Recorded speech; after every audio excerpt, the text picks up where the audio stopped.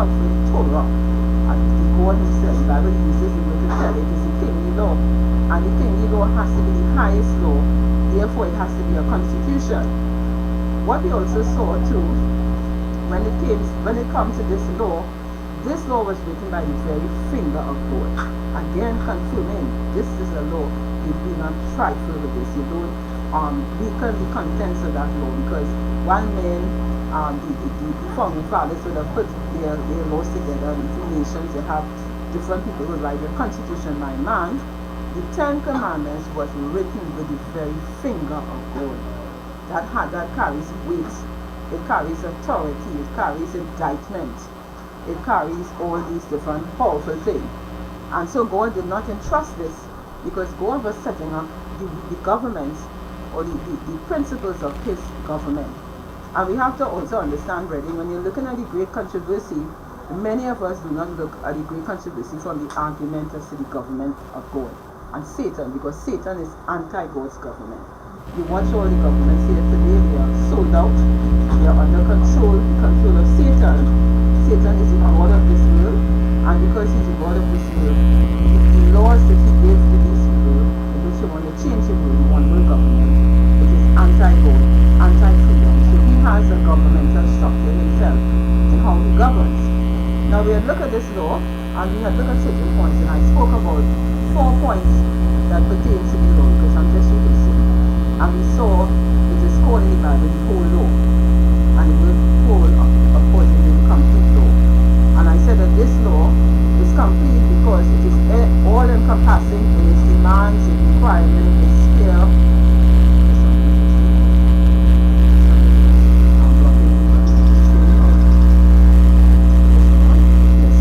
This law is called the whole law, a complete law, because it takes in every sphere of man's human existence. No person can make a law like that. There is no human being that can make a law that will take in all of man's existence. It is complete. It has all the relativity to man's existence. Nothing can be taken away, nothing can be added from this law. We also look at the law as the standard of righteousness. That we say all life commandments are righteousness. And we saw that because it carries the weight of righteousness, it therefore tells you that God is the one to determine what is right and what is sin. And we live in a world where we have something called quotitude. The philosophy of quotitude teaches that whatever you believe to be truth is your idea of truth, but truth is not subjected to what you purports, because that kind of thing is going to make truth be subjected to your preferences.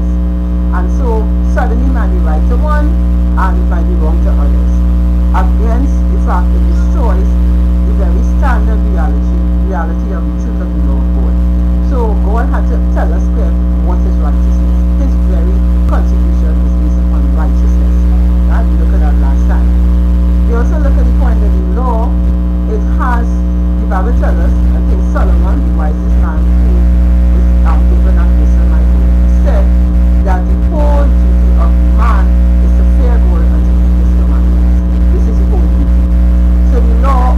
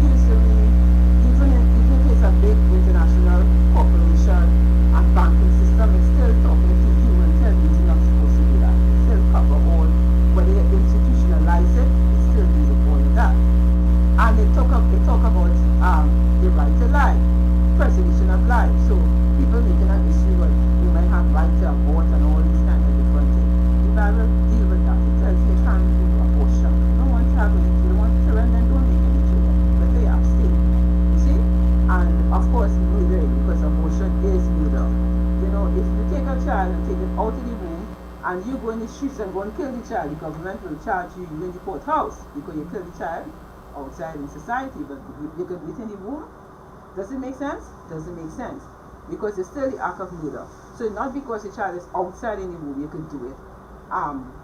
Sorry, not because the child is in the womb you could do it, but you could do it when you can't do it outside. You won't be able to do it anyhow because the maker is short of that. Yeah. You know, the law is so crazy in certain jurisdictions, like in the United States, there are certain states that if you kill a woman and she's pregnant, they say you kill people. Right? But that same woman now could commit an abortion and she ain't kill nobody. So it's just crazy. That is why we don't have truth to truth. God has not leave to us to decide what is right. He himself said, in his law, thou shalt not kill. That is his righteousness, or his righteous standard of what is right. And then we talk about the sixth commandment, talk about lying, thou shalt not be a false witness, and perjury, and all things of a judicial nature, forgery, manipulation, misinformation, misrepresentation, because when they misrepresent situations and people, they're lying, they have no way to come around that. You have to say the truth as it is. You must say the truth. So the commandment taking that aspect of man's life. The tenth commandment, the 10th of the commandment, it takes in the act of covetousness and lust and greed and all the intent of the heart. So now people hiding what is the real value, but the Lord telling you in your heart is still wrong. In case you want to hide, you're pretending. It will deal with that. It deals with all of that. And then it talk about killing from the point of harmful foods, dietary nature, narcotics, pharmaceutical drugs, where they're giving us all these different things. When you, as a Seventh-Adventist, go and take the vaccine, you cannot blame nobody but yourself. You killing yourself. You can't say the government killing you. You choose to kill yourself. They set up the plan to kill you, but you choose it because you went and take it. So God will hold you responsible. So we saw how wonderful this 10th commandment is. The nature of the 10th commandment itself is so wonderful because it is all inclusive of our sphere of life. And we'll cover that. But then we have to focus now upon the religious aspect. One of the things that we looked at the last time, we saw quite clearly that when it comes to the principles of God's government, we saw that the first 10 principles are of a religious nature. And this is important. And because the first 4 principles of the 10 commandments is of a religious nature. And when we look at this, we recognize after all that the fact that God himself is the lawgiver and he's talking about his constitution, we have to look and see what kind of constitution God has. And we look at the fact that God has a theocratic form of government. We look at that. And the word theocracy, it refers to a government by God or a deity, a government of a state by immediate divine guidance. So God could only have a theocracy. What other kind of government he could have? Universally, God's government is a universal theocratic government. And we had seen last time that he tried to do this with Israel, and Israel gave God a lot of problems. They wanted a king, they got King Saul, they eventually got King David, and the Bible told them what manner of kings they were supposed to have if they did that. So they rejected God in the days of Samuel, and so they didn't want a theocracy. We also went and see now, last time, that the government apart, because, so in other words then, theocracy is the highest form of the best government. Because if you get a government ruled by God, the psalmist David said in Psalms 33, let me just emphasize this wonderful text. Psalms 33 verse 12, he said, "Blessed is the nation whose God is Yahweh, and the people whom he hath chosen for his own inheritance." So theocracy is the best form of universal government. Because you can't be that. That is God himself. And it's a loving God that is ruling. Second to that, the only other government that God recognized is a republican form of government. And this is where America came in, because America's Constitution, it recognized republicanism, the rights of men, and it has blessed the world. So you could say what you want, do what you want, you could worship you could worship a stone, you could worship whatever you want, but God will judge us. So that is the best government that men can do. And this is seen in Revelation 13, with America coming up as a lamb-like beast, having the 2 horns of religion and politics that is after Christ. So God recognized that. The other government that God does not recognize is communism. And this is seen in Revelation 11. Revelation 11 explains us the whole rise of a beast that come out in bottomless pit, and scarlet colored beast and blasphemy.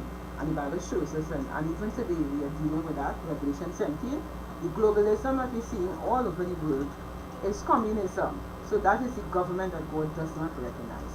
He does not recognize it because it is anti-God, anti-human rights, and we know what we are seeing that is happening all over the world under the rise of the New World Order. It is called the New World Order today, right? So we see clear that God does not recognize that government. Okay, so then we came to the first commandment. This is where our study going to pick up, because we did the first commandment and we're going to begin with the second commandment. But I'm just going to rehearse back the principles of the first commandment we had looked at. And the first commandment tells us that thou shalt have no other gods before him. And we had to work out what was Yahweh saying, what is the truth that is hidden in this clause, because this clause is very comprehensive. This clause have implication. It is exceedingly broad. So what then did we get when God tells us we should not have any gods before him? And this, remember that this constitutional law is to govern all the world. So if you go to another planet, another world, this is the same thing. They will be told the same thing. Don't have any gods but Yahweh. That is what they are being told. So it means that he, God, Yahweh, is saying he's God alone. He's actually saying, don't have any gods before me. So he's saying, therefore, that Yahweh is God alone. It implies that all other gods is not God. But we know that they are pantheistic God. And the word pantheistic refers to gods that are, or creations that are considered God. That's what pantheism is. Pantheism is where everything is God. Pan, all, theism, God. All is God. Therefore, all creation are gods. So we are seeing quite clearly that when the Bible forbids us from having gods, it is saying you must not have pantheistic gods, because any god that will exist, it has to be a creation. It has to be a god that is a creation, whether you want to worship Baal or Semiramis or whoever. It's a woman, it's a man, or whatever you're worshiping. It is a creation. So then, and this is true because there are only two existing reality, that is God, and everything is creation. So the commandment therefore attacks pantheism. That is the exaltation of any creation to be God. So all the gods of the nations are idols. The Bible tells us that. Be familiar with the text. Okay? Okay. I just want to make a point, just a little bit. Yeah. What is being said as well in that particular clause, what is actually propagated monotheistic religion? Exactly. Yes, this is it. Yes. I will repeat that question because All nobody heard all right. So that. Sister Cynthia is saying that the commandment is really teaching monotheism. That's the point. That's the next point here. It means the commandment, it means in this commandment, God is establishing monotheism, universal monotheism. Here, Israel, the Lord our God is one God, oneness, mono. Only one, listen, only one God you could have. Only, you can't have two gods. So if you say we have the three persons of the body, they have one divine nature. We understand that theology. But God is one. The only thing that is one is God. Seriously speaking, the only thing in the whole universe that is one is God. But everything else is creation. So monotheism, is it amazing? The very commandments telling you what is your theology. This is a monotheism is to rule the whole universe. It will rule every planet. If you go on a planet that God exists, they will have to tell you monotheism. If they only say God is not one, they will end up like Earth planet in sin. They will end up in sin. So monotheism, sister, you following me? You sure you, I see you watch me, understanding what I say. Right, ask me a question if you get lost, because here was looking like monotheism. It simply means one. Mono means one, theism means God. That's what the word means. Right? So monotheism is what the very clause, the first clause of the 10th commandment, it is telling you what is your theology for the whole world. The world's theology is supposed to be monotheism. Now, funny enough, Brother Antoine, Islam say Allah is one. Ahad. Right, one, right. But they have the wrong God. So they have an idea that God is supposed to be one, but they attribute it to the wrong cell of creation, a moon god.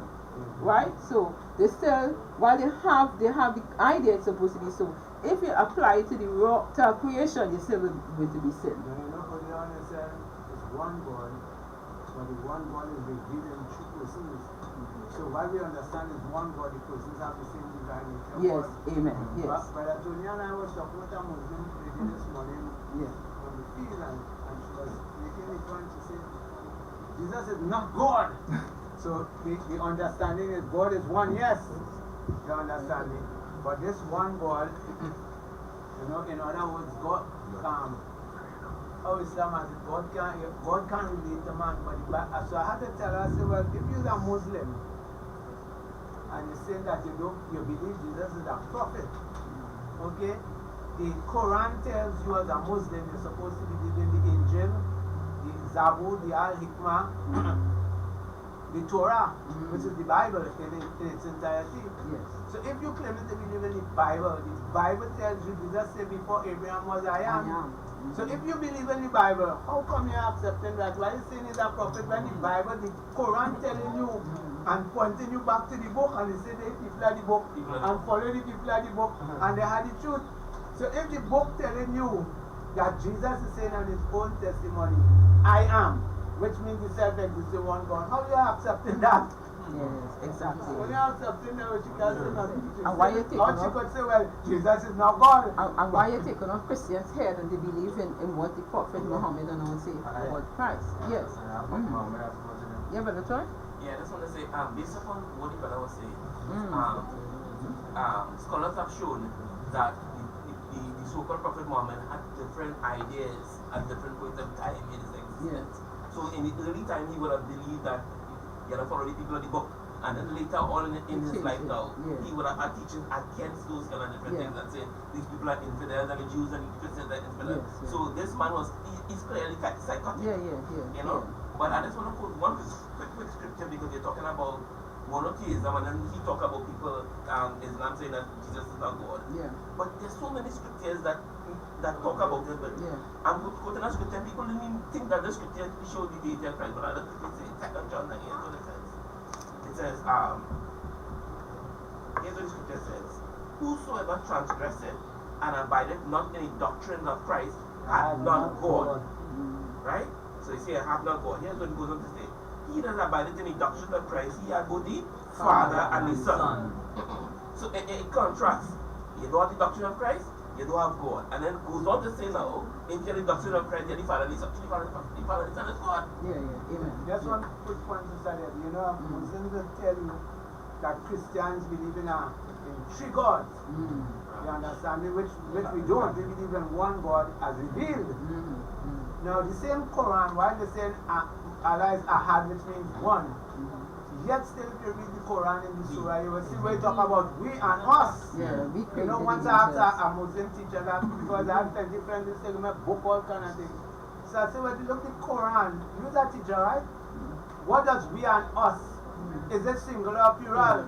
He said, well, it's plural. I said, well, how come you're saying Allah is Ahad one? And how come the Quran talking in the plural? He said, I have to go back and ask him now. That is true. They cannot answer that. You can answer that. The Quran tells you claim that if Allah we do this and we do that, we are not singular, we is plural. So the writer explain it out and they say it's majestic one, not numerical one. No, what I can watch out with the Quran say, one can never be we and us. One is one. Amen. Right. So we saw that the first commandment, therefore, is teaching monotheism, the reality that God is God alone and therefore one God. So Moses said, "Hear, Israel, the Yahweh our God is one." You see on the other text. And with that, the concept of monotheism, it means that it will forbid the worship of other gods. It therefore will forbid the worship of creation, because other gods is comprised of creation. And this will take any point. If you want to practice worship of creation as nature worship, which is called animism, and animism is a belief that there's a spirit innate in creation. So don't think when a person watching nature and they're worshiping and they just figure they're thinking about they're worshiping the moon. They have a concept, it's a philosophy to justify that. And because to them there's a spirit in creation, you see, and that's how it seems logical, but it is really illogical, you see, because it will still tell you worship the creation, and therefore it will make God, who is spirit, like if he is innate in creation, and he's separate from creation, really. This is the next part of Buddhism. Is that God is not innate in pantheism. God in the boots and God in the cup and God in the pot and God in the pan. And if the spirit that God is in creation, then it justifies why you can worship the creation. Of course. And you will go back to worshiping creation. So Satan have a way to get you to worship back the creation without logic. Yeah. Because sometimes we look and we laugh and think it has no logic. They have a logic. Logic don't mean it is right. Right? Somebody was saying something. Yeah. I just want to say something. There's a new thing that is going on in society now, where people try not to offend people in organizations by using a particular term. Yeah. So sometimes you'll hear people use this term. I hear that a lot sometimes in circles that I am in, where people speak about, and God, well, if you don't want to say God, you can say the universe. That's a term that they use now. So it's a kind of encompassing term to say, well, if you don't believe in God like me, you believe in the universe is God. It's dangerous. It's pantheistic terminology. Pantheistic terminology. It's a kind of pluralistic way to speak in society. Satan. People say, well, God or the universe. And all kind of different things. That's why when we're speaking, we have to be specific. Specific. And let them know why we're saying God, then you know who we're talking about. We identify what we're talking about. Exactly, God. Even Adventists sometimes, some of us, we're so weak. They will ask you to come and pray, but they tell the Muslims, etc., so they don't want to offend. So they won't say in Jesus' name, God. So they generalize it, so you will not offend. What concept of God you have? Better you leave God alone. You understand? Because you're not representing rightly. You're afraid to say who you're talking about. Leave them alone. And the difference between that is that God is the living God. The Bible tells you that. All the gods of the nation, the Bible says idols. It tells us that. But it's contrasting, he is the living. He's not an idol. He's not a being that he dwells in creation. He is a living, as well as we will say, the personal God. Because that's an extent they're attacking, but they're attacking the personality of God. Really, God does not destroy, they're attacking that part. That's an study for the rest to give, right? So, with polytheism, it would mean, with monotheism, it will destroy polytheism, right? And that will include the worship of any gods. Seen in the Greek religion have so much of gods. You have Mars, you have Venus, you have Aphrodite, you have different gods. Hinduism have the same thing. You have Shiva, you have Buddha, you have Vishnu. All the pagan religions, the Canaanite religions, Hinduism have thousands of gods. Catholicism, yes, exactly. All the saints are really gods. The saints are gods. Mary is not even the Virgin Mary, is Aphrodite. Semiramis, we know that. So, which are religions that purport the worship of many gods for different purposes, right? And so we have Diana, the goddess of fertility, and all these different gods. So, the first commandment, you notice, it is destroying all these philosophies. It destroying, or rather, philosophies or theology. It destroying it by establishing monotheism. And therefore, it is saying all the others have no right to exist. Whatever justification you may bring, it is not supposed to exist as far as God is concerned. So, universally, monotheism is supposed to be the religion of the whole universe under theocratic government. If you think about this, brethren, listen, it's wonderful.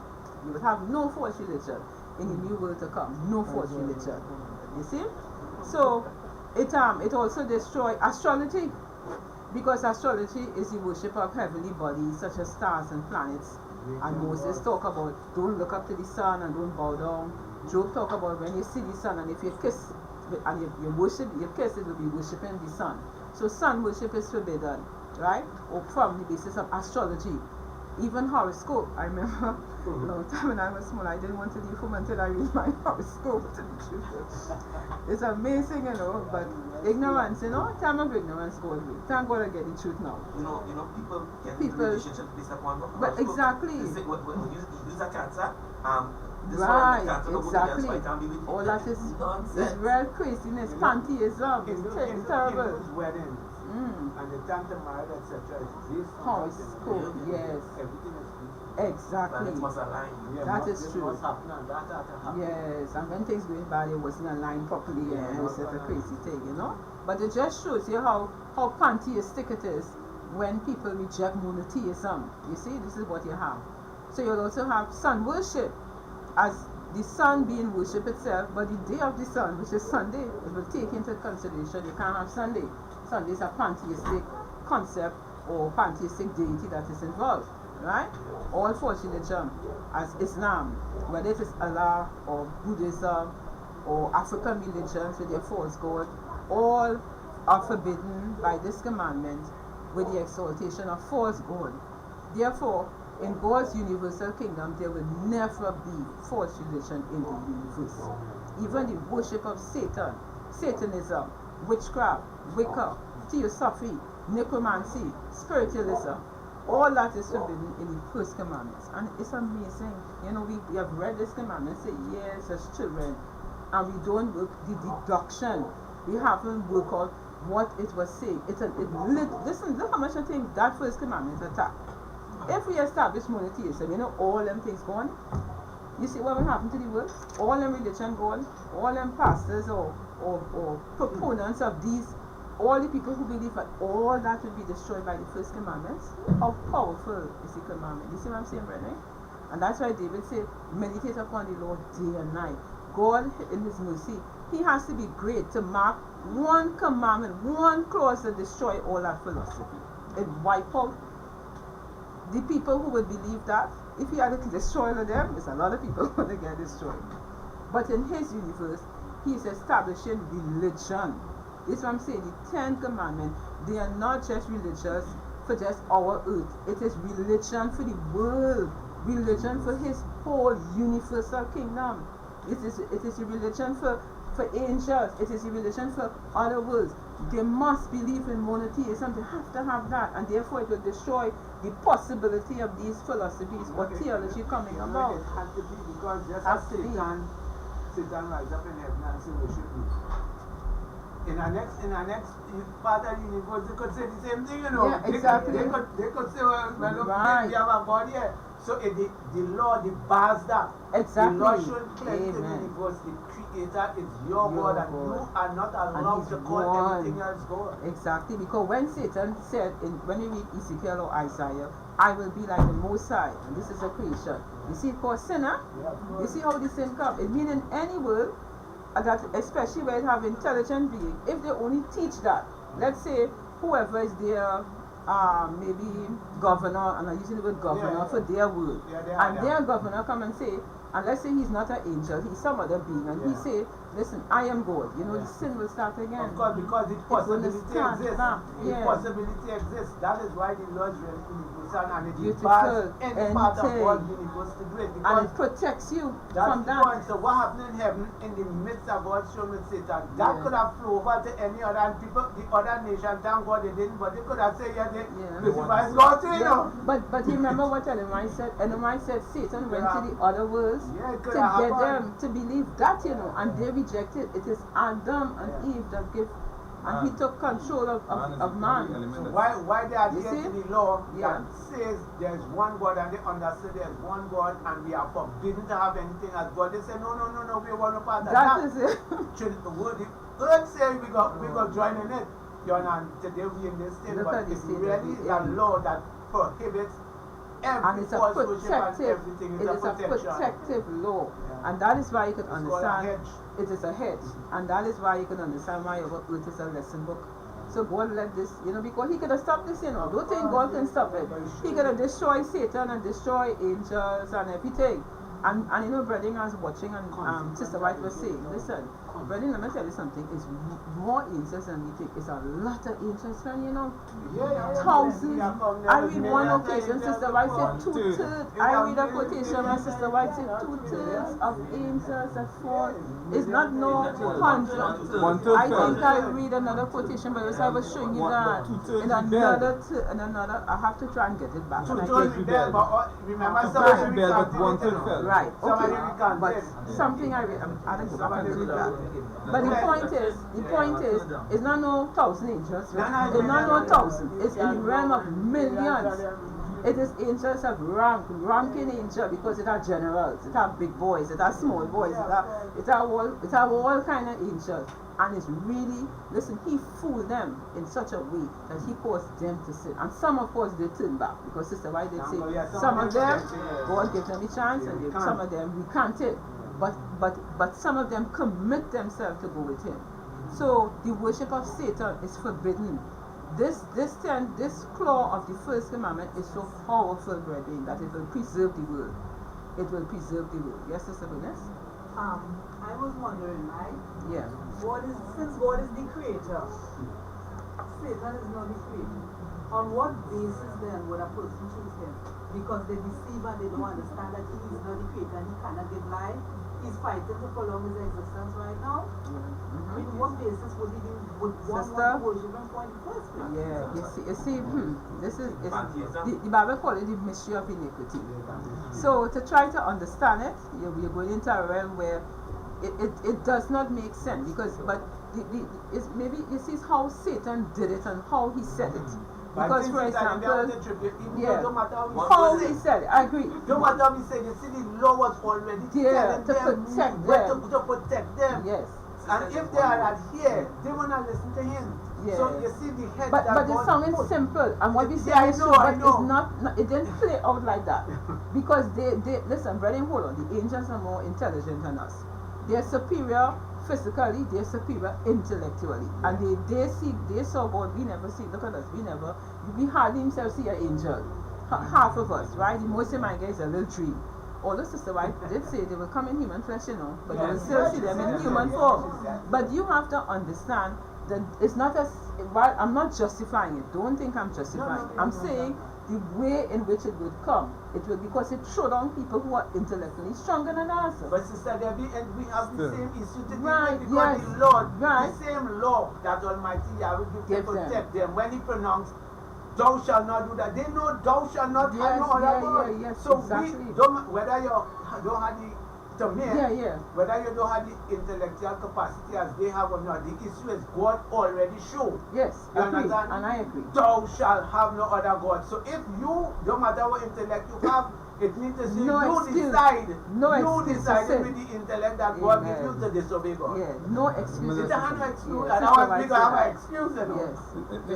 You see, hold on. You see, one of the things we have to understand, what Stevie saying about what Sister White said. Sister White say, herein is the mystery of iniquity.